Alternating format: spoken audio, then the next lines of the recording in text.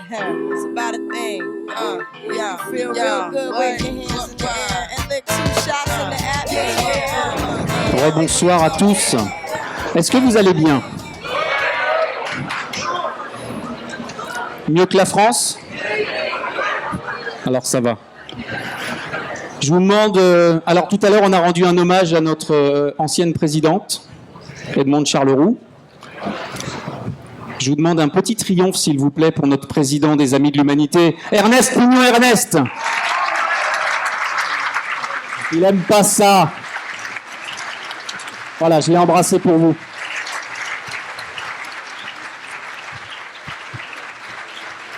Alors, Charles en parlerait mieux que moi, mais quand même, il faut un petit peu raconter l'histoire. Parce que l'histoire des Amis de l'Humanité, c'est quand même pas rien. On fête les 20 ans des Amis de l'Humanité. Il y avait des adhérents il y a 20 ans, là, dans la salle? Oui, il y en avait beaucoup. Hein. Alors, ce qui a prévalu à cette idée des Amis de l'Humanité il y a 20 ans, n'est-ce pas, mon Charles? C'était d'abord et avant tout le soutien au journal de l'Humanité, au journal de Jaurès. C'est l'article premier de nos statuts. C'était ça d'abord. Et puis, il y a eu une méthode pour y arriver. C'était que les amis défendent le journal partout, tout le temps, en ouvrant les fenêtres un maximum, en aérant les idées. Et puis, dans la tête de Charles ou de Michel Vauvel, qui était notre premier président, qui est président d'honneur maintenant, il y avait quelque chose de très important, de consubstantiel, d'essentiel dans les Amis de l'Humanité. C'était la pensée et la classe ouvrière. Ça vous parle? C'était 1996. Hein. 1996, c'est juste un an après un certain mouvement social. Hein, 95. Ça avait pas mal reculé, hein, camarade Juppé. Les Amis de l'Humanité, c'est ça essentiellement. C'est les penseurs et les syndicalistes. Parce que les penseurs sont aussi des ouvriers.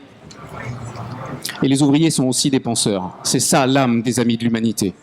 Alors on a intitulé cette rencontre « Rencontre au sommet ». C'est une manière de célébrer les 20 ans des Amis avec 2 invités de prestige. Philippe Martinez, secrétaire général de la CGT. Alors, je vous apprends rien, hein, mais évidemment, Philippe Martinez, il est l'héritier d'une histoire plus que centenaire, d'une des plus belles histoires des luttes sociales de ce pays. Hein, 36, le CNR, 68, 95.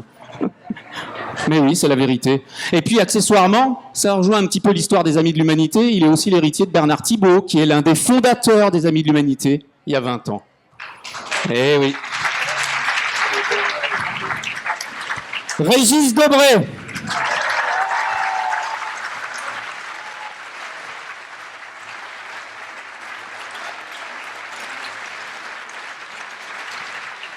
Alors, je ne vais pas m'amuser à faire le portrait de Régis Debray, ça serait quand même très déplaisant. Philosophe, médiologue, écrivain, que vous connaissez bien.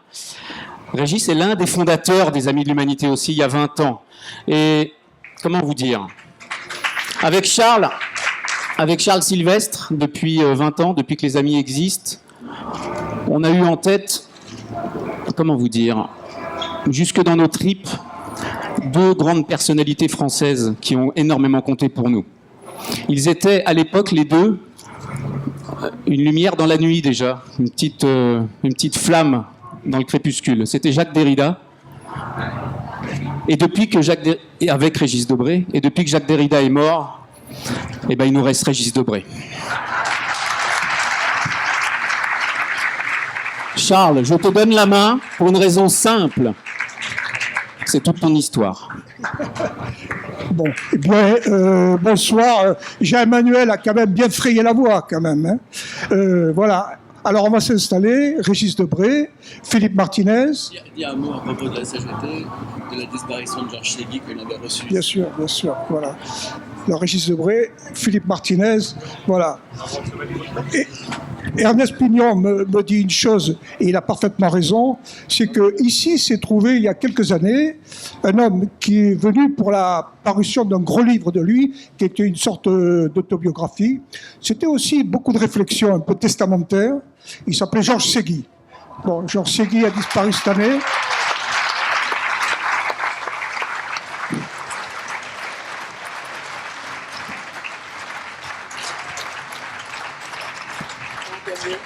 Grenier, tu rappelais que Georges Ségui avait dialogué ici avec Stéphane Hessel et qu'on peut penser à ces deux personnes. Voilà. C'était sur la résistance, évidemment, vous avez bien compris. Voilà, donc, alors, voilà, je vais vous dire les choses très simplement. Hein. Oui, Régis Debray et Philippe Martinez ont déjà été présentés, je ne vais pas me présenter, mais je vais vous dire une chose, c'est que ce débat était, enfin ce débat, si on peut appeler ça débat, moi j'ai appelé ça plutôt dialogue, bon, n'était absolument pas prévu. Hein. Et il est dû à la chose suivante. D'abord, d'autres comme Jean-Emmanuel, comme Ernest, et moi particulièrement, il y a quelque chose qui nous hante. J'avoue, je suis un nostalgique. Je suis un nostalgique, je l'avoue, du Front populaire. Alors, pas de la date en termes d'histoire, mais de ce que ça a été dans l'histoire de France, de ce que ça a été dans l'histoire ouvrière, de ce que ça a été dans l'histoire intellectuelle. Voilà. Quand je regarde Régis Debray à côté, je sais très bien ce que signifie pour lui André Malraux. Et Malraux, Aragon, Gide étaient sur les tréteaux du Front populaire, du côté intellectuel, mais il y avait aussi l'autre grande équipe du Front populaire, c'était l'équipe, disons, ouvrière syndicale, avec une CGT réunie d'ailleurs, il faut bien le savoir. C'est très important, voilà. Alors, on peut toujours être nostalgique et attendre le retour du miracle. Bon, avec l'âge, ça y est, c'est fini. Je n'attends pas le retour du miracle. Mais après tout, peut-être que les miracles, ça se travaille. Bon. Et par exemple, là, actuellement, au printemps, tout d'un coup, oui, si, quand même, il y a une chose surprenante, ce sont ces grandes manifestations, des grèves, qui ont duré, bon, plus que certains ne le croyaient, et peut-être qu'il y aura des suites que certains ne veulent pas prévoir, ou auxquelles certains se refusent, mais enfin, c'est comme ça. Donc, du côté social, ça bouge, ça a bougé, ça bouge, on va en parler. Bon, et je dois dire, j'ai été assez surpris de lire dans mon journal, qui s'appelle L'Humanité, un entretien réalisé par Nicolas Dutemps. C'est très important, les journalistes. Excellent entretien, dans lequel Régis Debray, au bout d'un moment, dit il est assez pessimiste. Bon, le titre, d'ailleurs, je crois, c'est sur les mélancoliques. Et il dit, à un moment donné, bon, il y a une nord-américanisation, une déferlante qu'il n'aime pas du tout. Il parle d'une décomposition. Il dit, mais quand même, il y a des signes de résistance, de résilience, de révolte. Je vois qu'à l'heure actuelle, il y a des grèves. Et je vois qu'avec la CGT, il y a encore une singularité française, une tradition ouvrière. Et je trouve, dit-il, que Philippe Martinez fait bien d'honneur à la CGT. Bon, je passe sur quelque chose qui pourrait être ressenti comme une flatterie, ce qui, je crois, qui n'est pas le cas.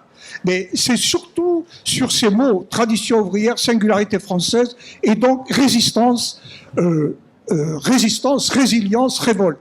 C'est là-dessus que je me suis arrêté. Donc, l'idée a été évidemment de demander à Régis Debray, pour ce dialogue avec Philippe Martinez, première question, pour moi absolument capitale, qu'est-ce qu'il lui a pris ? Mais qu'est-ce qu'il lui a pris ? C'est quand même pas tous les jours qu'un grand intellectuel, passe-moi le qualificatif, bon, dit qu'il est très attaché au retour, à l'émergence d'une singularité française et à la tradition ouvrière, en plus incarnée par la CGT, et son leader. Voilà. Alors, Régis Debray, mais qu'est-ce qui s'est passé, Régis Debray ? Bon, ben, tu as dit un début de vérité quand tu as parlé de la moustache. La moustache est une tradition française qui n'existe pas aux États-Unis d'Amérique. Et moi, je suis un moustachu à la retraite et j'ai envie de saluer un moustachu en activité.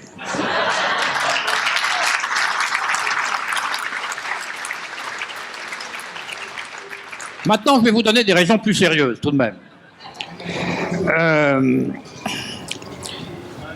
Il y a une chose que je hais, c'est la haine des gens d'en haut contre les gens d'en bas. Et au dernier printemps, quand je lisais la grande presse, je pensais à tous ceux qui me disaient que la lutte de classe n'existe pas. Et ben moi, j'ai constaté qu'elle existait par la somme d'injures qu'on déversait sur Martinez, qui était la haine de classe, mais celle des autres. Et ça, je ne le supporte pas. Et puis enfin, tu l'as dit aussi, j'étais très étonné qu'un gouvernement dit de gauche, en mai-juin 2016, ne commémore pas le Front populaire de mai-juin 1936, et notamment les manifestations et les grèves qui ont précédé le Front populaire. Et quand j'ai vu qu'ils menaçaient même d'interdire ces manifestations, je me suis dit, ben, c'est tout de même bien qu'il y ait des gens pour commémorer en acte mai 36, et c'était la CGT et FO. Donc je dis, voilà, c'est des gens qui ont de la mémoire et qui la mettent en activité. Voilà les raisons pour lesquelles j'ai eu envie de parler avec Martinez, pour lui poser des questions, à la fois sur hier et sur demain. Enfin, voilà, j'avais envie de... Tu as cité des grands noms, là, Malraux, Gide et d'autres.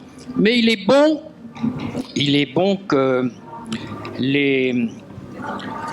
se rejoignent un peu plus qu'aujourd'hui, disons, les gens d'études et de savoir d'un côté et les gens du travail et de l'intelligence du travail de l'autre. Voilà, c'était tout simplement ce qui m'avait amené à te dire oui, enthousiaste, quand tu m'as évoqué cette rencontre. Voilà. Alors évidemment, j'ai des questions à poser à Philippe, mais on va d'abord lui donner la parole. D'accord. Alors, et quand même, j'avais une autre question à te poser qui enchaîne sur la première. Je ne sais pas comment tu la comprendras. Je me suis posé la question, est-ce que dans ce que tu as dit, et où tu cites Philippe Martinez, est-ce qu'il y a un message, comme on dit, subliminal? C'est-à-dire, on peut parler avec Philippe Martinez. Parce qu'il... J'en ai jamais douté. Je me doutais bien que le portrait qu'on fait de lui dans la grande presse ne correspondait pas à la réalité. On me parlait d'un homme dur, violent, fermé, etc. Ça me semblait tout cela pour le moins exagéré et sans doute faux. Bon, j'ai appris à ne plus trop croire ce que je lis dans le journal. Donc je suis content. Sauf dans l'UMA, tu vas me dire. D'accord. Et dans quelques autres. Bon, enfin, bon, pas des quotidiens, quelques hebdos, voilà, quelques revues. Enfin, écoute, maintenant, il serait temps qu'on l'entende, Martinez, tout de même. On va l'entendre, on va l'entendre. Dernière petite question, en dérivé de la première question. Qu'est-ce que ça t'a fait quand tu as lu ou entendu dire que Martinez était un terroriste? Je mets ça sur le compte de la haine. De la haine, tu l'as été, toi, de la haine aveugle, méchante. Oui, moi j'étais un terroriste pour de vrai, lui il est pour de faux. Mais je ne lui en veux pas. Je ne lui en veux pas. Mais non, mais c'est très symptomatique qu'on appelle terroriste aujourd'hui quelqu'un qui réclame la justice et l'égalité. Ça dit beaucoup de choses. Voilà. Alors, Philippe Martinez, bon, Régis a envie de t'entendre. La même question. Qu'est-ce que ça t'a fait quand tu as lu dans l'Humanité? Tu as dû lire l'Humanité ce jour-là, peut-être tu l'as lu tous les jours. Bon, qu'est-ce que ça t'a fait quand tu as lu ces propos d'un intellectuel, comme on dit en vue, hein, on peut dire ça, bon, qui tout d'un coup dit, ben, gros chapeau, la CGT pour cette tradition ouvrière, cette singularité française, cette résistance, cette résilience, cette révolte et tout, et qu'il t'a cité à ce titre, hein, voilà, comme résistance, si on peut dire. Comment as-tu réagi? Bonsoir à toutes et à tous. Déjà, je suis très content d'avoir entendu Régis Debray dire à Martinez que la moustache était de tradition française. Je trouvais ça... Dans le contexte actuel, c'est bien de le dire, comme quoi Martinez ou d'autres peuvent avoir aussi des traditions françaises. Faudrait le dire à certains qui ont... Ça méritait d'être souligné quand même. La deuxième chose par rapport à ta question, quand j'ai lu ça, j'ai dit, tiens, parce qu'évidemment on s'est un peu éloigné... le monde intellectuel, le monde ouvrier, j'ai dit, tiens, il y en a un qui dit pas la même chose que d'autres. La dernière fois qu'un Alors on me dit que c'est un intellectuel, philosophe, il a parlé de moi. Il a dit Martinez, il a un QI de bulot. J'ai dit, qu'est-ce que c'est comme philosophie derrière cette expression? Ça s'appelle Luc Ferry. Et donc, quand on entend un autre son, une autre voix, quelque chose qui ressemble plus à une volonté de discuter, de comprendre, moi, ça me rassure. Je dis, et ça me rend optimiste.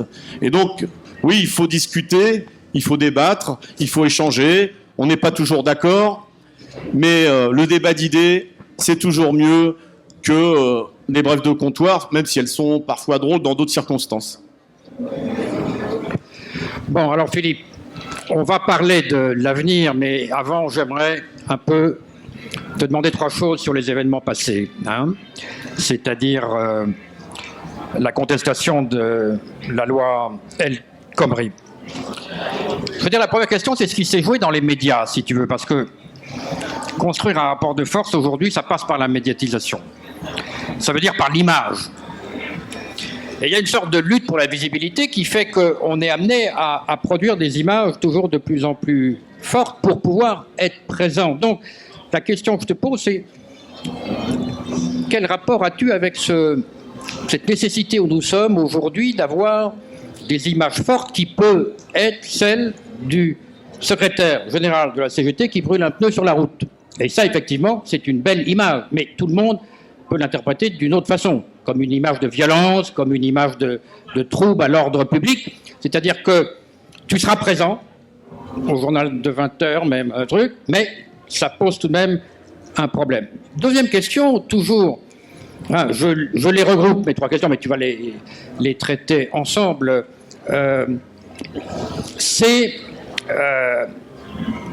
Qu'est-ce qu'on peut faire avec les casseurs? C'est-à-dire avec ceux qui ont cassé les vitres de l'hôpital Necker, qui vous apportaient un tort énorme. Hein? Est-ce que... Enfin, oui, chez les gens qui ne comprenaient pas... Et alors, ma 3e question, tu t'en doutes, mais peut-être que ça fait trop, mais j'ai envie de parler de l'avenir ensuite, mais là, je te vide mon sac. La 3e question, c'est...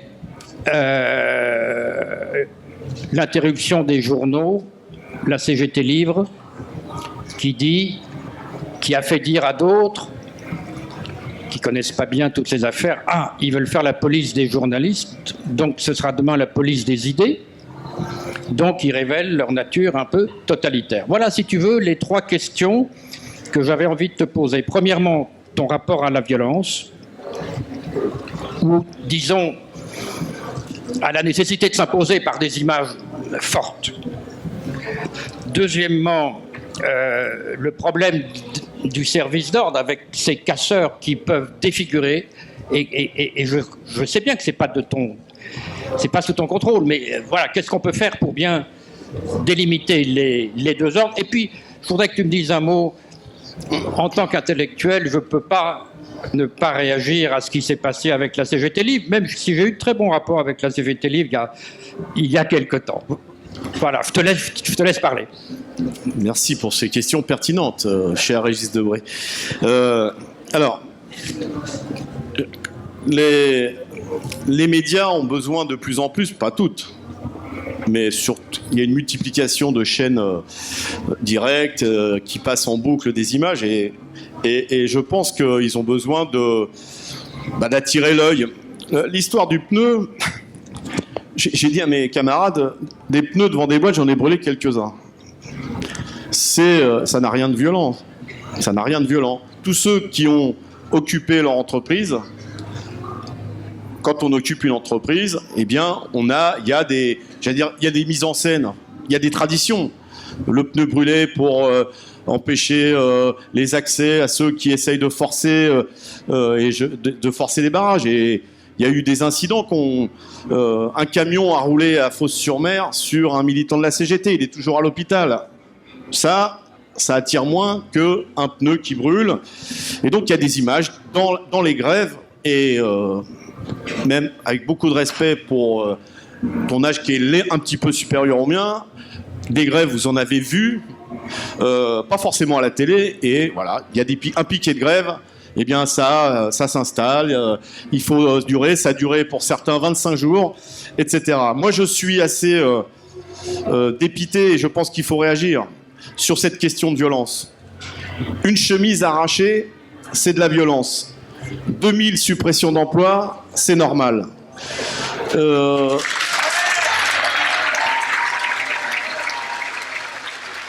Donc il faut essayer de redonner du sens aux choses. J'étais avec mes camarades de Fralib, j'en profite pour faire de la pub, acheter leur excellent thé. Ils ont fait 1336 jours de grève. 1336 jours de grève. Ils étaient 142, ils sont aujourd'hui 43. La boîte, elle continue et c'est vachement bien. Combien de familles déchirées? Combien de divorces? Combien de suicides? Ça s'appelle comment, ça? Et qu'est-ce qui est le plus grave? Un pneu qui brûle ou la détresse de centaines et de milliers et de millions aujourd'hui de citoyens?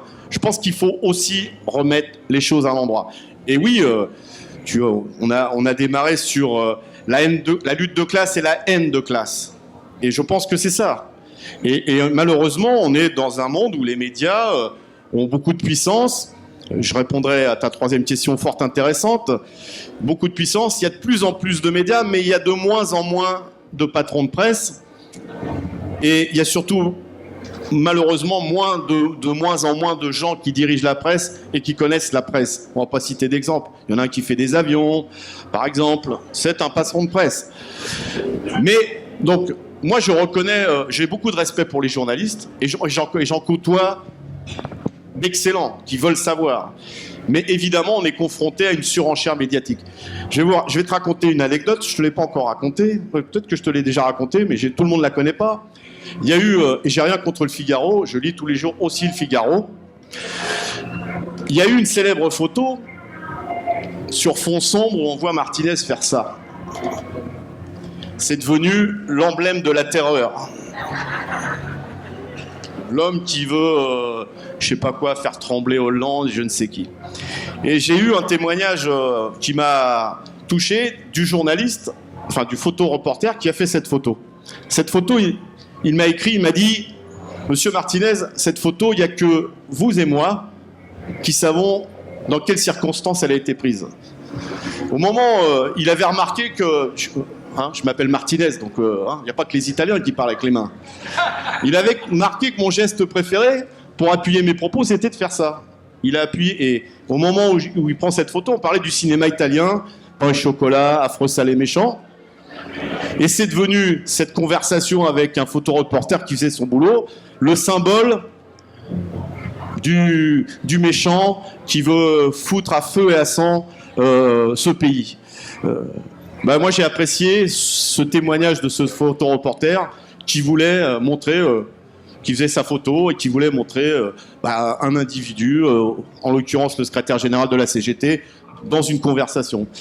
Je pense donc qu'il y a besoin, tout d'abord, de remettre les choses à l'endroit sur la notion de violence, et ensuite, il faut que les journalistes, quel que soit le journal où ils travaillent, ils puissent écrire, filmer, parler librement, et malheureusement, parfois, au-dessus, ils ont quelques difficultés à s'exprimer. Sur une autre violence, celle-là qui a marqué les esprits toujours par des images en boucle, c'est les casseurs. Je veux rappeler quand même qu'il y a eu, et je les salue, hier, on leur a attribué les sparadraps, il y a eu le sparadrap d'or. C'est le camarade qui a été à l'hôpital, frappé par les casseurs, 10 points de suture. Le sparadrap d'argent, camarade du service d'ordre de la CGT, qui a été à l'hôpital, 4 points de suture, et le sparadrap de bronze, c'était 2. Il y a un phénomène de bandes organisées. Je fais pas d'amalgame, c'est des bandes très organisées. Il y a eu des événements au Festival d'Aurillac cet été par les mêmes casseurs, avec des affrontements violents avec la police. Par contre, ce qui est grave, c'est cette tentative toujours d'exploitation par le gouvernement, par la droite, par Gattaz. C'est Gattaz qui a dit la CGT est une organisation terroriste. Et être terroriste dans les années 60, avec des combats en Amérique latine, ça faisait plutôt rêver. Être terroriste dans la France de 2015 et de 2016, c'est pas tout à fait la même chose. Et donc ce mot n'était pas pris. Quand on traite une organisation comme la CGT d'organisation terroriste, c'est proprement scandaleux. Qu'a dit le Premier ministre ? Il n'a pas dit vendu. Non, il n'a pas dit ça. Il a dit devant l'Assemblée nationale, il existe une forme de complicité entre les casseurs et le service d'ordre de la CGT. Voilà comment on exploite et il y a eu peu de casseurs d'arrêtés. Par contre, et vous avez certainement participé à quelques manifestations, il y en a eu suffisamment. Il y a eu beaucoup de militants syndicaux, des salariés qui ont été arrêtés, placés en garde à vue. J'étais au Havre la semaine dernière. 2 de mes camarades dockers ont été arrêtés par la police à 6h du matin. La police qui venait de Paris. Ils en avaient 7 chacun. 7 policiers chacun pour une seule personne. Hein, on arrive chez vous à 6h du matin, devant la famille, on monte dans la voiture, on dit on va à Paris. Les faits qui leur sont reprochés, c'est la manif du 14 juin, où là aussi on a exploité des images. On a exploité des images, c'est-à-dire, il y a une charge de police, on la montre pas, on chatouille une profession qui n'aime pas, qui est chatouilleuse, mais pas sur ce genre de truc, ils se défendent. Et c'est naturel de se défendre. Eh bien, la réponse, c'est d'aller interpeller mes camarades, en plus, le jour, comme par hasard, où j'allais au Havre, et 2 jours après, où le patron du port maritime a dit « Martinez, il a droit de venir au Havre pour discuter avec ses syndiqués, mais pas pour foutre le bordel. » Voilà, ça, c'est la réalité aussi de l'exploitation de la violence. Donc nous avons condamné la violence, on l'a condamné fermement. Mais en même temps, on ne peut pas passer sous silence un gouvernement complice qui s'est bien servi de ces images, et notamment celle de Necker, pour dire, voyez ce que ça donne les manifestations. Et puis, eh bien, ce que ça donne, c'est aussi, dans un pays comme la France, vouloir interdire une manifestation sociale. J'étais la semaine dernière au Portugal, quand j'ai raconté ça à mes camarades portugais qui ont vécu quelques années où les manifestations étaient interdites, ils étaient stupéfaits. Tu n'as pas pu intervenir à ce moment-là, au moment de l'hôpital Necker, là Et nous sommes intervenus, nous avons interpellé et le Premier ministre et le ministre de l'Intérieur et ceux qui sont responsables. Il y a même eu une réunion, elle est devenue célèbre, au moment où ils ont voulu nous interdire la manifestation parisienne. Il y a une volonté politique du gouvernement de discréditer les manifestations. Il y a Paris, mais on a bien sûr en tête Nantes, Rennes et plusieurs villes de France où cette violence, qui n'est pas normale, des manifestants qui n'en sont pas, parce que moi j'ai jamais été manifesté avec un casque de moto sur la tête et un blouson en Kevlar. Moi quand je manifeste, je mets juste un badge, voilà, pour dire que je suis à la CGT et avec un slogan. Ça a été exploité. Et je pense que oui, là aussi, on a voulu discréditer, mais tout au long de ces mois, on a essayé de discréditer le mouvement. Et ça continue. Et ça continue. Alors, la dernière question, passionnante. J'ai quand même évoqué beaucoup la presse. Et je pense qu'il faut aussi... on est attaché à la liberté de la presse. Mais à condition que les patrons de presse, dans les journaux, on puisse aussi décrire une situation la plus proche de la réalité. Je pense que c'est...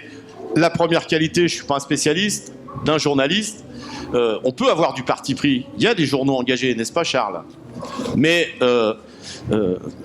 ce traitement de l'information, où on a mis en avant Necker, les casseurs, où la loi, le débat sur la loi travail a eu du mal à s'installer, évidemment, eh bien, c'est aussi une forme de censure, du pluralisme, du débat d'idées. Ça aussi, il faut le remettre dans son contexte. Après, il y a une situation particulière dans la presse. Il y a, dans plusieurs groupes, plans sociaux sur plans sociaux. Il y a une forte tension dans la presse. Beaucoup de titres sont obligés d'arrêter ou sont en grande difficulté financière. Eh bien, il y a aussi des mobilisations à l'intérieur de ces métiers qui conduisent à des actions. Il y a eu une proposition du syndicat du livre de publier non pas un tract, comme je l'ai entendu, une position de la CGT, une tribune libre du secrétaire général de la CGT. Il y a eu un début de discussion et unanimement, sauf un journal, l'Humanité, ont décidé pas question de faire une tribune libre pour le secrétaire général de la CGT. Eh bien, comme dans de nombreuses entreprises, c'est devenu un conflit et ça arrive souvent. Quand il y a conflit dans la presse, moi dans ma boîte, quand il y a conflit, il n'y a pas de voitures qui sortent. Et bien dans la presse, quand il y a conflit, il n'y a pas de journaux qui sortent. Mais on est attaché à la liberté de la presse et au pluralisme de la presse et on défend le métier de journaliste pour qu'ils puissent faire leur métier librement à l'extérieur, mais aussi dans leur entreprise de presse. Bon, Philippe, je te remercie de ta réponse.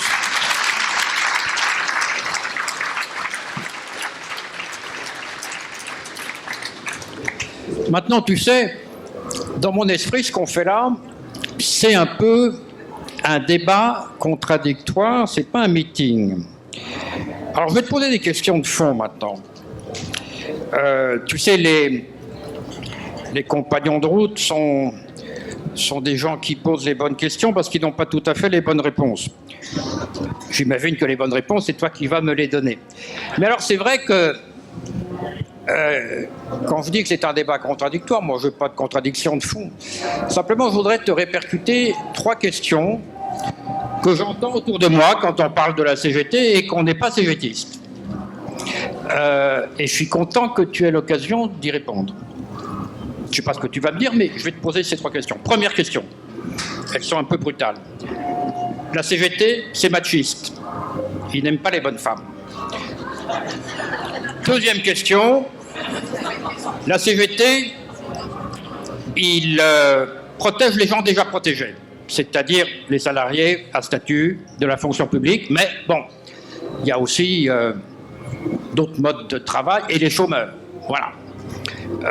Troisième question que j'entends autour de moi, c'est les immigrés. Qu'est-ce qu'ils font sur les immigrés? Quelle est leur position vis-à-vis de cette force de travail immigrée qui arrive? Voilà, si tu veux, je te répercute ça, hein, parce que ça te donne l'occasion.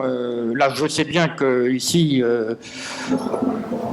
on est plutôt en sympathie avec toi. Mais moi, je te parle des gens qui ne sont pas en sympathie et qui m'ont dit « Ah, bah, puisque tu vois Martinez, pose-lui cette question. » Voilà.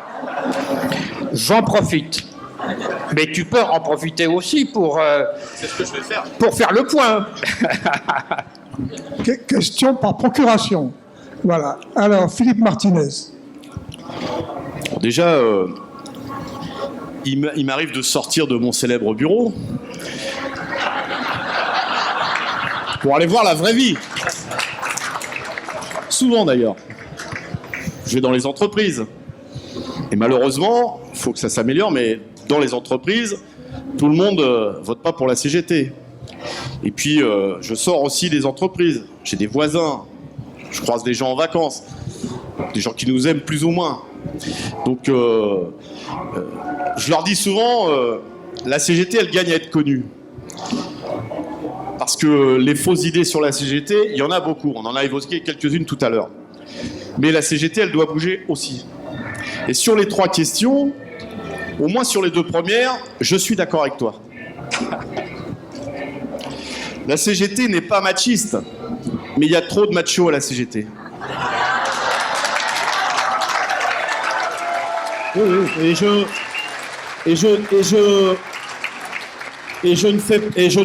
ne dis pas ça, c'est pas mon style de caresser dans le sens du poil. La CGT n'est pas machiste parce que c'est la première et la seule organisation qui, dans sa direction nationale, a autant d'hommes que de femmes. C'est la seule en France. Et depuis très longtemps. Sauf que ça, il ne faut pas que ça soit l'arbre qui cache la forêt. Et on a cru, parce qu'on était les premiers, qu'on était les meilleurs. Et encore trop souvent, dans les modes de vie de la CGT, eh bien, il y a des choses qui doivent bouger. Et on a fait d'ailleurs des campagnes sur cette question. On a fait des petits films. Vous savez, ça va parler plus aux copines parce que les copains ne font pas attention. Des heures de réunion qui finissent à pas d'heure. Mais oui, mais parce que... Ouais, mais c'est pas moi qui m'occupe des gosses, donc ça peut traîner. Les apéros, il en faut des apéros. Moi, je suis pour la convivialité. Mais qui prennent plus de temps que la réunion, et c'est pour ça qu'elles finissent tard. Et puis, des camarades qui disent... Oui, tu comprends, elle est bien, c'est une femme, mais bon, il faut qu'elle apprenne. Et on demande toujours aux femmes d'apprendre plus que les mecs. Et bien tout ça, il faut que ça change. Et je pense qu'il faut, et c'est pas qu'une affaire de camarades d'eux, c'est une affaire de toute la CGT. Et on a eu, on a du mal dans nos organisations, justement. Il n'y a que la direction nationale de la CGT qui est à parité. Dans des tas d'organisations de la CGT, la parité n'existe pas. Et dans les directions de syndicats, ça n'existe pas. Donc moi je pense, en tout cas je me bats pour ça, il faut que nos modes de fonctionnement et nos modes de raisonnement laissent plus de place aux femmes. Alors il y a un truc, comme quoi des fois, il se trouve que pour les futures élections professionnelles, il va falloir présenter des listes à parité. Alors là, tous les mecs se grattent la tête. Où sont les femmes dans notre entreprise? Où sont les femmes dans notre syndicat? Profitons de ça, tous, pour non seulement que les listes aux élections professionnelles soient à parité, parce que sinon, les listes seront sanctionnées, mais pour faire évoluer toute la vie de la CGT. Je pense que c'est un combat. Donc on a fait un guide de l'égalité, on a fait une étude sur le comportement dans les syndicats, sur la place des copines il y a très peu de copines, pas assez en tout cas, qui sont première responsabilité dans les syndicats, etc. Même dans les métiers, je pense à l'hôpital par exemple, où c'est des métiers où il y a où la proportion de femmes est plus importante, largement, et bien on se retrouve souvent avec des directions où c'est un mec qui dirige. Donc c'est tout ça qu'il faut changer. Il faut, en tout cas je l'ai redit il y a peu de temps d'ailleurs à la direction nationale de la CGT, je dis il faut arrêter de parler, il faut taper un peu du poing sur la table. C'est peut-être mon côté autoritaire, la moustache, tu vois. Mais en tout cas, il faut sur la CGT qui n'est... C'est la fête de l'humour. Oui, la CGT n'est pas assez... elle s'occupe de beaucoup de monde. Il y a les clichés, s'occupe que du public. On est aux élections, on est aussi premier dans le privé. Mais on est ouvert. Mais je pense, et je l'ai dit, on n'est pas assez ouvert à un monde salarial qui bouge. On a toujours l'impression que les camarades disent « Oui, mais si on s'intéresse à eux, ça veut dire qu'on cautionne ce qui se passe. Les précaires, les prestataires. Or, dans les entreprises, il y en a beaucoup. Quand on distribue un tract, moi je le vois dans ma boîte, et on est 10 000 dans ma boîte, et il y a 4 000 précaires. On peut distribuer un tract sur la situation des Renault. Il y en a 4 000 qui passent à côté sans le prendre, ça ne les intéresse pas. Donc il faut qu'on ait un esprit d'ouverture, s'intéresser. Alors des fois c'est dur, mais il y a les privés d'emploi. La CGT quand même a une organisation qui s'occupe des privés d'emploi. On est la seule aussi organisation syndicale en France à le faire. Et puis il faut s'ouvrir à la jeunesse. Vous avez évoqué Georges Segui. Georges Segui a mis en place un collectif jeune, et c'était dans les années 70. Et je trouve que là aussi, on a reculé parce que la jeunesse, elle ne fait pas peur, mais on dit ton tour viendra. Sauf que quand le tour arrive, on n'est plus jeune, et donc il y a besoin. Oui, c'est des chantiers importants, c'est un vrai défi pour la CGT. Moi, j'ai constaté que la CGT, par exemple, on va voter pour les élections TPE, elle a un aura, mais c'est des salariés qui nous voient à la télé. Avec ce que j'ai dit précédemment, des fois, l'image qu'on nous donne... Enfin voilà, il y a besoin de s'ouvrir. Alors sur les immigrés, il y a un vrai combat de la CGT. Je pense que le travail qui a été fait, les actions qui sont faites, il y a encore une occupation avec les travailleurs sans papier, est la fierté de la CGT. La fierté de la CGT. ce que nous faisons autour des travailleurs détachés, même s'il faut faire plus que ça, c'est un travail important. L'année dernière, puisque c'est à nouveau d'actualité, on a lancé l'idée à la fête de l'UMA que nos centres de vacances, pour les CE qu'on dirige, s'ouvrent aux réfugiés. Ça a fait l'effet, et on nous a reproché, il y a des maires de droite qui ont publié des arrêtés municipaux pour interdire aux comités d'entreprise d'accueillir dans leurs murs des réfugiés. On a une vraie démarche. Par contre, la CGT, c'est pas un vaccin contre certaines idées dominantes. Et là, il faut qu'on soit vigilant. On ne peut pas se contenter de dire qu'il y a moins de syndiqués CGT qui votent Front National qu'à Force Ouvrière ou à la CFDT. C'est se cacher derrière son petit doigt. Et là aussi, il faut qu'on ait un vrai débat. Alors, c'est des questions difficiles. C'est pas les plus faciles à traiter, mais là, il faut être volontariste. On ne peut pas laisser passer des idées d'extrême droite dans ce pays et dans les entreprises. On ne peut pas laisser passer dans des réunions de militants des mots ou des phrases à connotation raciste. Je vais te raconter une anecdote, celle-là je ne l'ai pas. Mon premier mandat à CGT, dans ma boîte, c'était dans l'île Seguin. Des immigrés, il y en avait un paquet.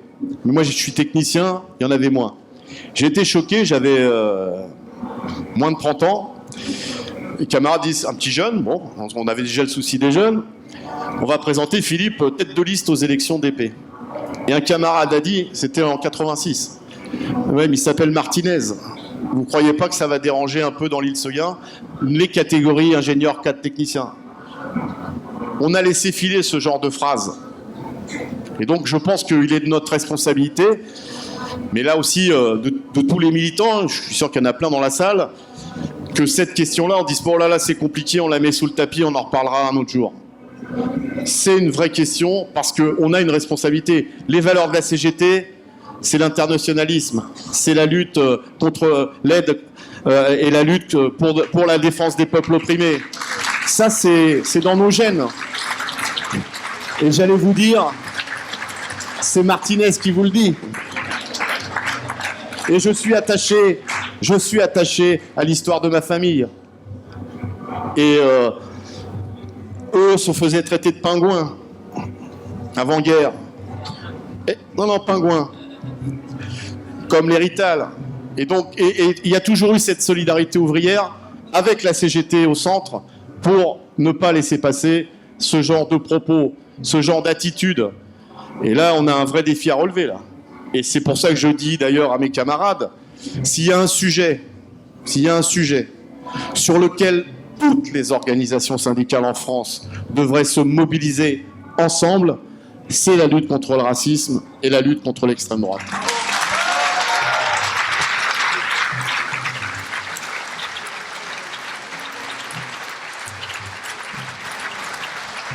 Alors, merci.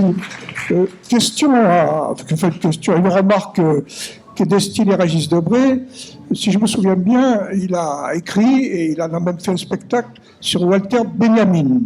Bon, dans lequel il dit que Walter Benjamin est un juif allemand, je crois, qui est désespéré, qui atterrit à Portbou, là-bas, au bout, et qui se suicide, je crois, dans sa chambre d'hôtel. Bon. Et Régis Debray dit, là, il parle de l'exil, le migrant, etc. Pourquoi? Et ce qui m'a frappé, c'est que c'est dit, là, pas uniquement en termes de théorique, c'est dit en termes de sensibilité humaine. Alors, pourquoi cet intérêt pour le cas Walter Benjamin, Régis? Parce que Walter Benjamin est l'exemple même d'un homme qui n'a été accueilli nulle part, qui a été rejeté à la fois par sa patrie d'origine, qui était l'Allemagne quand elle est devenue nazie, qui n'a pas été accueilli par la France du Front populaire, où on l'a traité par le mépris comme un étranger, et puis qui n'en pouvait plus de cette persécution à la fois en tant que communiste, en tant que juif, en tant qu'allemand, et il s'est tué. Mais enfin, ne parlons pas trop de ça, même si c'est un bel exemple non pas de résistance, mais de protestation, je dirais même d'insurrection morale contre l'indifférence, l'orgueil des gens qui lui ont pas donné le traitement qu'il mérite. Mais moi, j'ai envie de poser une question à Philippe. Qu'est-ce que c'est pour toi que la culture? Tu y as répondu un peu quand tu as parlé de la guerre d'Espagne. Moi, je ne sais pas trop ce que c'est que la culture, mais je sais en tout cas que c'est l'histoire et que c'est la mémoire. Et que parlant de la guerre d'Espagne, c'est-à-dire parlant déjà de cette filiation, tu inscris le présent dans une continuité, pas seulement dans une légende, mais dans une filiation, à tous les sens du mot, à la fois personnelle et historique. Mais quand on dit culture, qu'est-ce que tu ressens?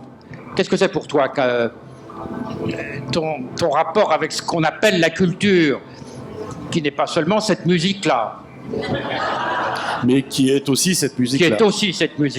Chacun ses goûts, D'accord. Régis. Je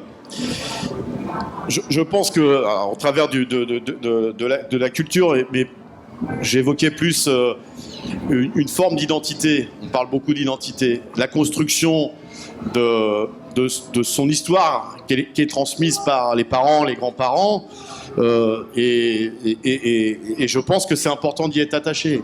Et ça, on parle beaucoup d'intégration. Rien ne s'oppose à avoir une histoire qui parfois n'est pas une histoire gauloise, et d'être plus républicain dans la République française que certains que j'entends parfois parler de ça, même qui en prennent le nom de Donc, plus largement, la culture, moi je pense qu'il y a besoin, les échanges entre le monde de la culture et le monde ouvrier, pour résumer, a été trop souvent marqué par du respect, mais dans le mauvais sens du terme. Une forme de béatitude. Moi, comme vous le savez, je viens de Billancourt. Il y a eu une histoire d'échange entre le monde de la culture et le monde ouvrier. Ça a créé des jolies rencontres, des traces énormes dans l'histoire. Mais il y avait en tout cas c'est ce que me disent mes camarades les moins jeunes, on va dire, une forme de respect du monde de la culture vis-à-vis de l'image qu'ils avaient, un genre de complexe. Et aujourd'hui, c'est nous qui avons plutôt un complexe.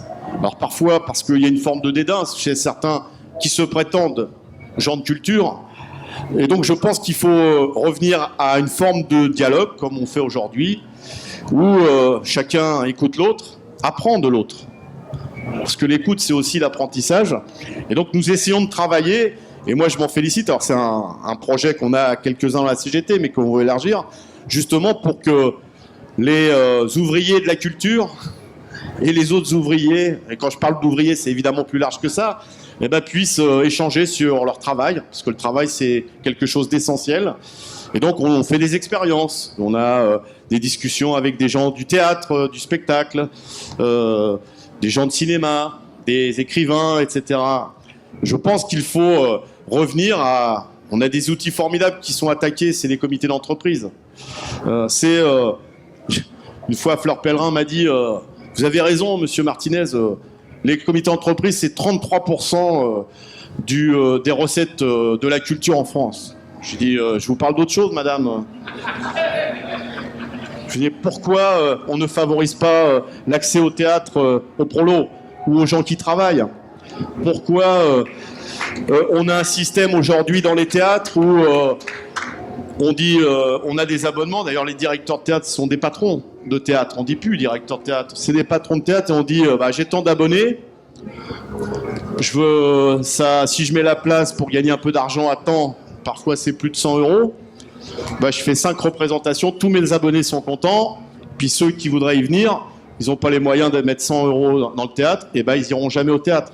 Comment on explore? Et il y a des acteurs, des actrices qui sont d'accord pour jouer au même niveau, quoi.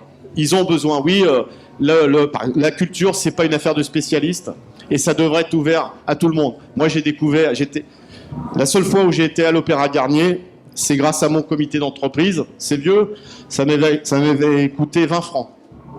Et j'avais d'ailleurs J'en avais d'ailleurs profité pour emmener ma mère espagnole qui rêvait d'aller à l'Opéra Garnier. Et donc on a été grâce. Comment on fait en sorte que nos deux mondes n'aient pas des vies parallèles, mais sont souvent confrontés à la même logique, c'est la rentabilité. Et de plus en plus c'est comme ça, mais qu'on croise. Il faut que la culture, elle rentre dans les entreprises aussi. Sauf que, à part ceux qui viennent travailler, personne n'a le droit de rentrer dans les entreprises. Quand on écoute un patron, c'est ouvert à tout le monde. Mais mon entreprise, c'est la meilleure. Vous devriez y venir. Quand on lui demande d'y aller, je connais d'ailleurs plein de journalistes qui aimeraient visiter les entreprises, c'est encadré par les communicants de la boîte, et puis on prend les photos là où il faut les prendre et pas le reste. Il faut que les artistes puissent rentrer dans les entreprises, parce qu'il y a besoin de ce croisement, de ce mélange. Donc on a un projet, on y réfléchit. J'en dis pas plus, parce que je vais me faire engueuler par mes petits camarades.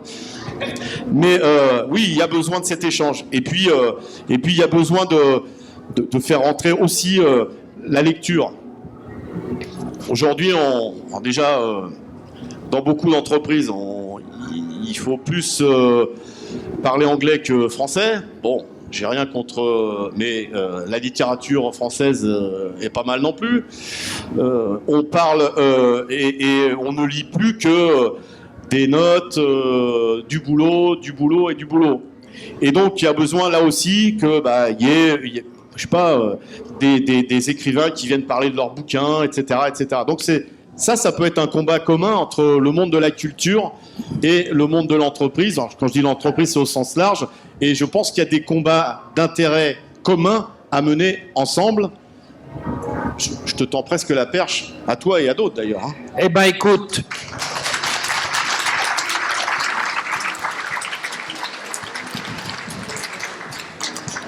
fais un forum, travail et culture, loue une grande salle, ou qu'on te la prête, ce serait mieux. À la mutualité, ça coûte cher maintenant. La CGT, c'est bon. Et tu invites des bibliothécaires, des sociologues, des historiens, des gens du spectacle, les intermittents et autres. Et on fait une grande rencontre d'une journée, voire deux jours. Et c'est toi qui appelles. J'ai noté.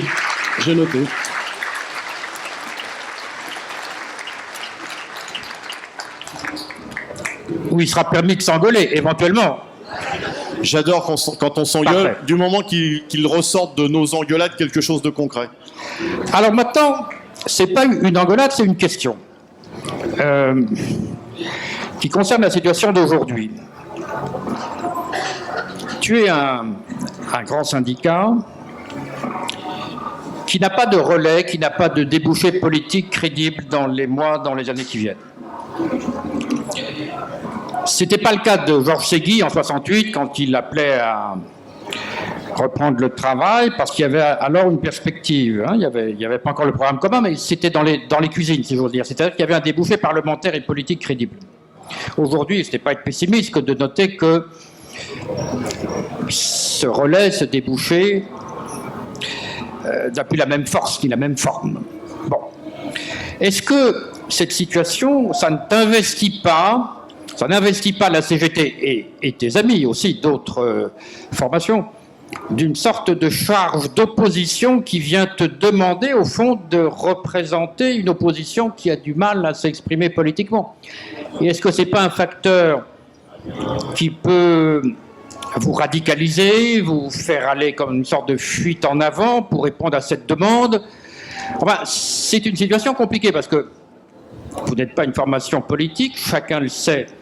Mais quand il n'y a pas de formation politique, disons, extrêmement qui est le vent en poupe, comme on dit, de façon évidente, il y a, et ça je le sens aussi autour de moi, on se dit, ah, heureusement que la CGT est là, mais c'est pas le boulot de la CGT. Alors, qu'est-ce que vous faites dans cette situation? Tu dois sentir autour de toi cette aspiration à ce que tu représentes, disons, une force d'opposition proprement politique à ce qui risque de nous arriver dans 1 an ou 2, même avant.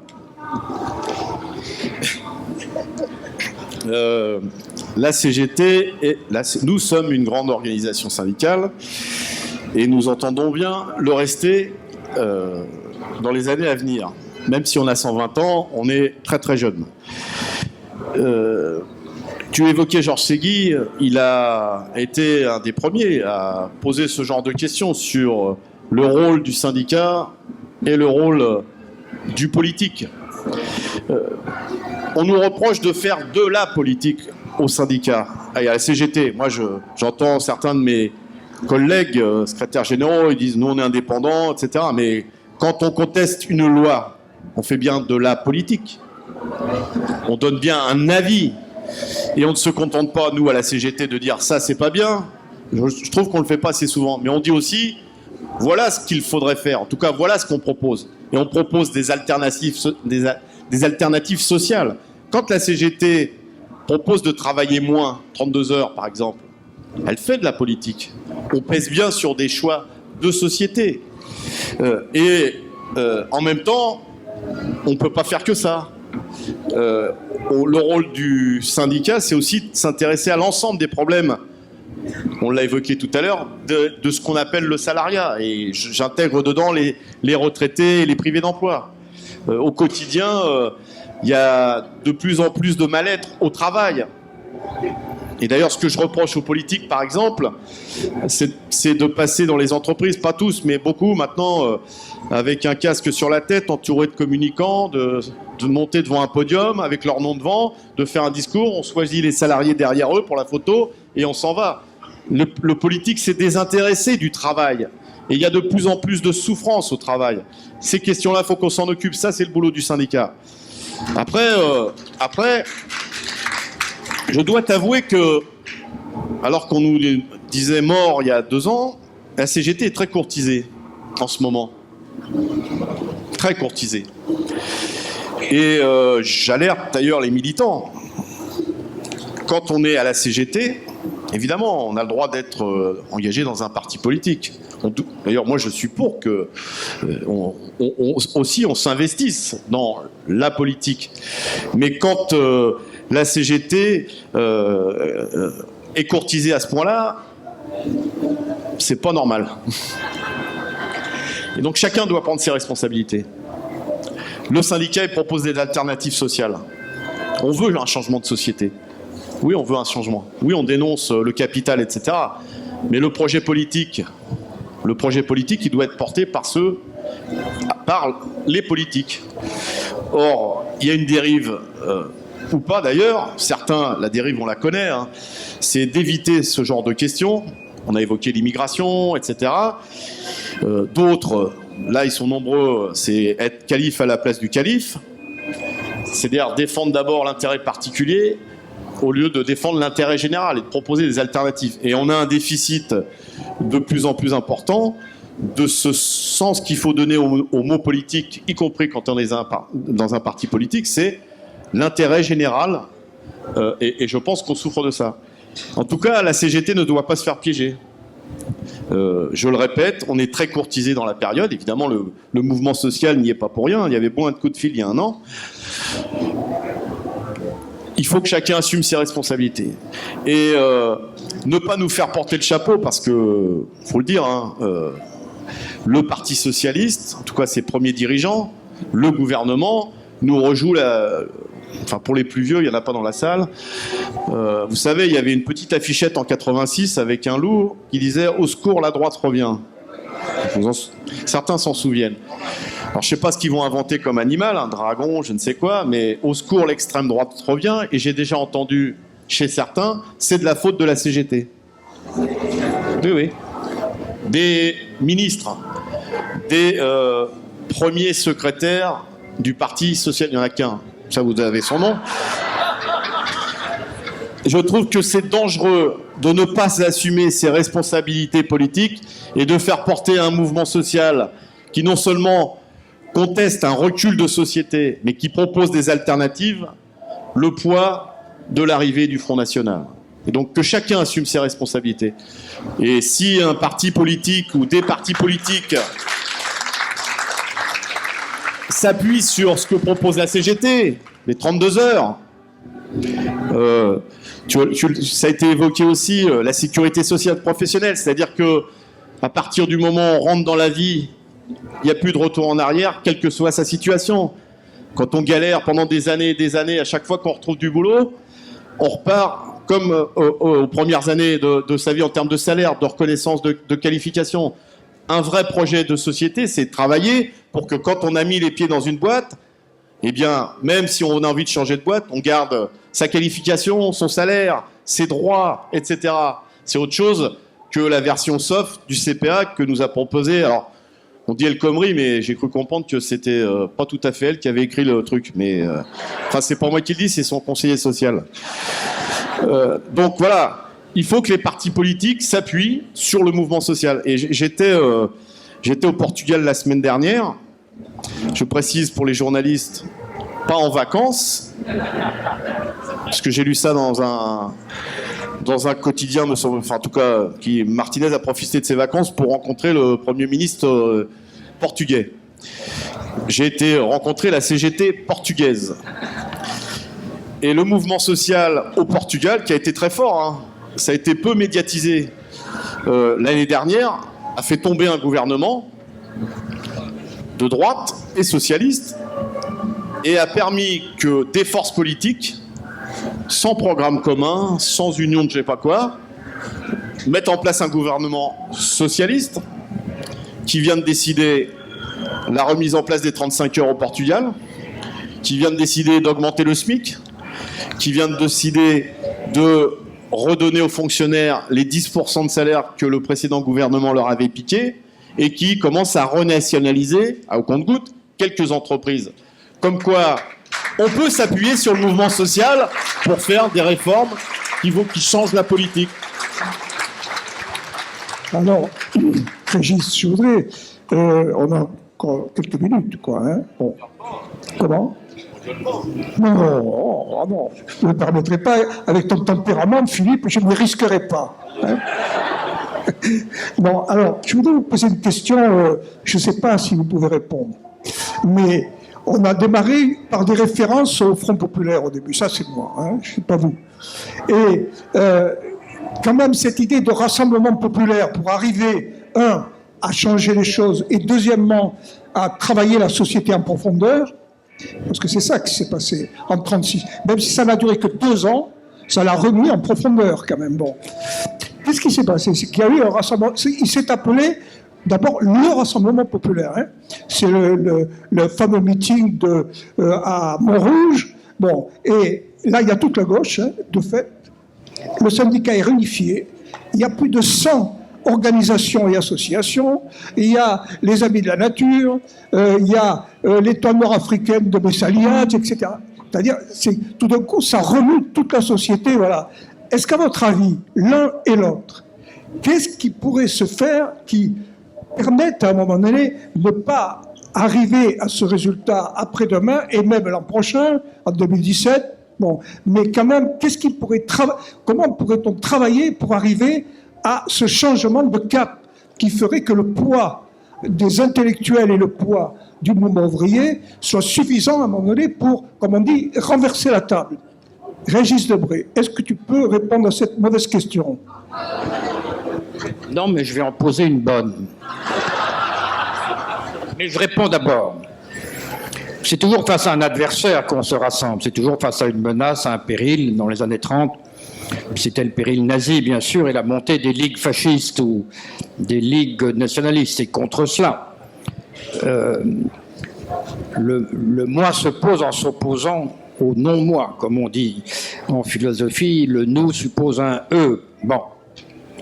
Mais c'est vrai que les socialistes et les communistes étaient à couteau tiré en 32, 33, 34. Puis à un moment donné, ils se rassemblent. Autrement dit, c'est vrai qu'un adversaire, ça se construit, mais ça se déconstruit aussi. Même en termes géopolitiques, on se construit un ennemi, mais on peut le déconstruire. L'exemple, c'est la France et l'Allemagne. Donc, je crois qu'il y a toujours un réflexe, je dirais, de reconquête du territoire. Quand on perd du territoire, il y a toujours un réflexe de sursaut devant quelqu'un qui vous menace dans vos intérêts vitaux. Ce sera peut-être le cas dans pas longtemps, ça l'est déjà un peu d'ailleurs. Mais la bonne question, si j'ose dire, pour rebondir sur la tienne, puisque tu parles de rassemblement, c'est que j'ai parlé de guerre. Moi, je constate qu'il n'y a plus de guerre froide tout de même. Enfin, la guerre froide, c'est fini. Les États-Unis et l'Union soviétique, c'est du passé. Il y a eu une scission syndicale, si je me souviens bien, après-guerre, qui a produit Force ouvrière. Les États-Unis étaient très actifs dans cette affaire. Il paraît. Non, mais on le sait maintenant très clairement. Mais la question que je te pose, puisque tu rencontres demain ton camarade de FO, ici même, si la guerre froide est finie, pourquoi cette division entre FO et la CGT? Est-ce qu'on peut rêver? Est-ce qu'on peut penser que...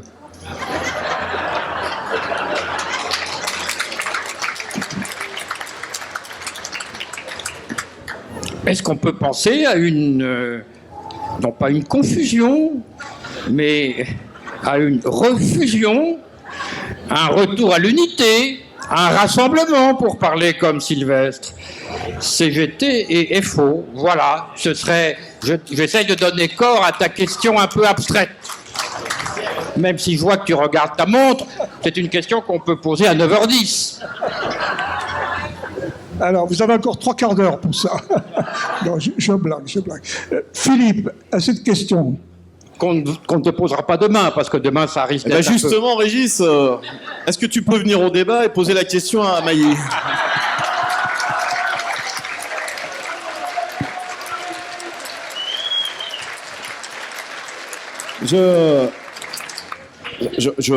Alors c'est une période que je n'ai pas connue, mais je lis. Quand des oppositions se créent sur une base idéologique, et celle-là s'est créée vraiment sur une base idéologique et anticommuniste, c'est difficile d'évacuer toutes ces pages d'histoire, parce que c'est entretenu.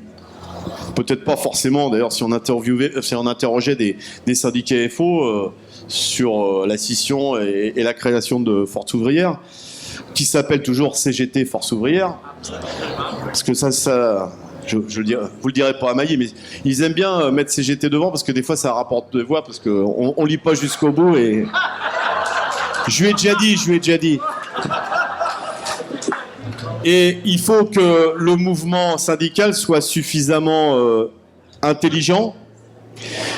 C'est un peu ce que je disais sur le rassemblement autour du racisme, pour penser d'abord à ceux qu'on est censé défendre.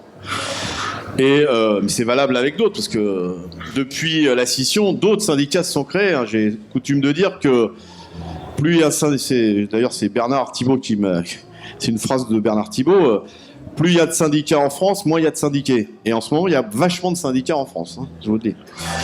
Et donc, et avec la loi travail, il va y avoir encore plus de syndicats en France, puisqu'il pourrait y avoir des syndicats dans les entreprises. Vous savez, les syndicats indépendants, en général, quand ils sont du côté du patron, ils sont indépendants, puisque c'est le patron qui les crée.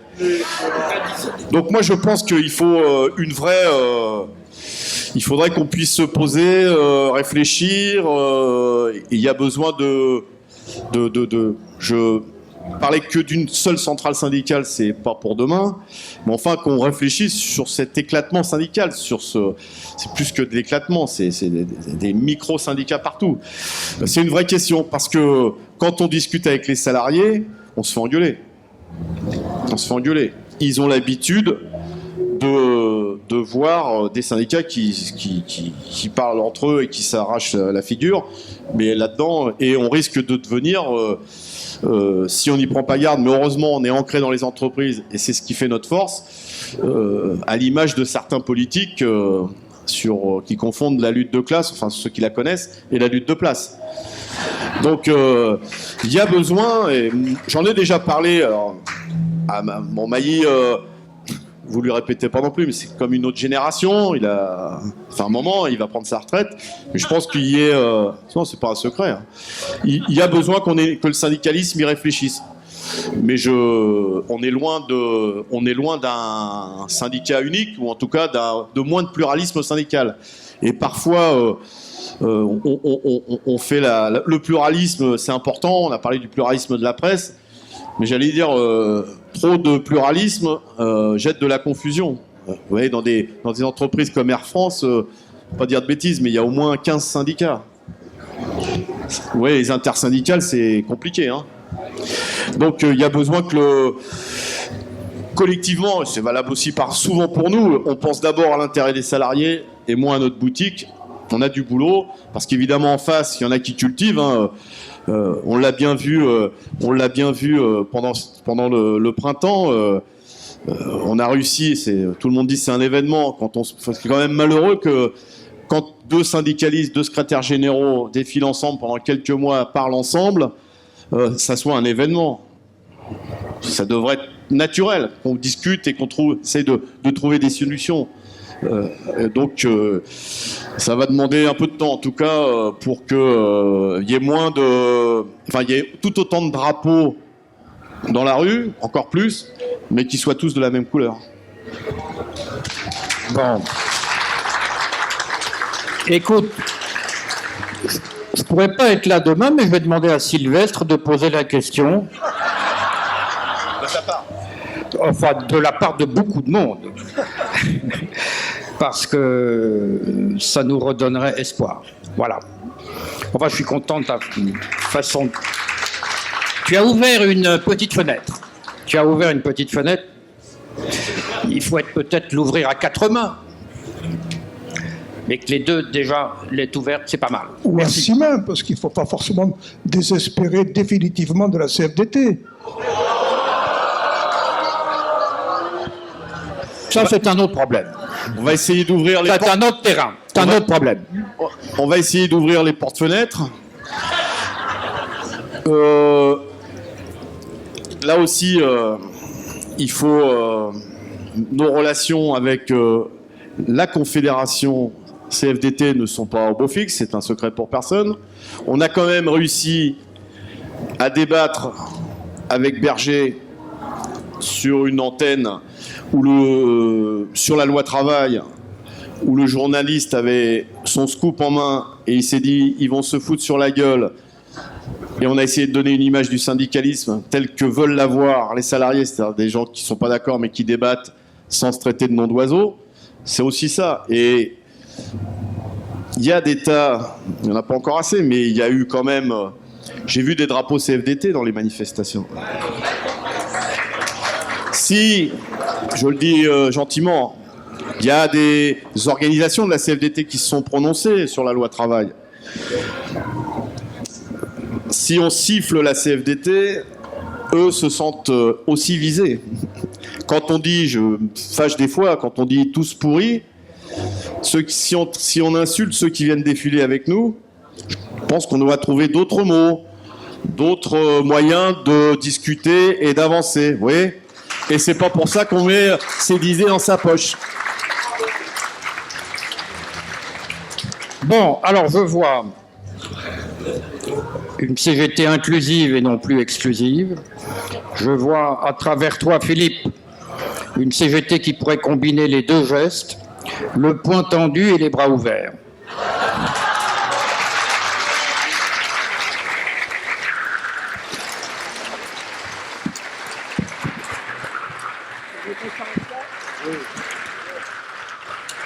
Voilà, bon, ben écoutez, je crois qu'on peut remercier Régis Debray et Philippe Martinez. Hein.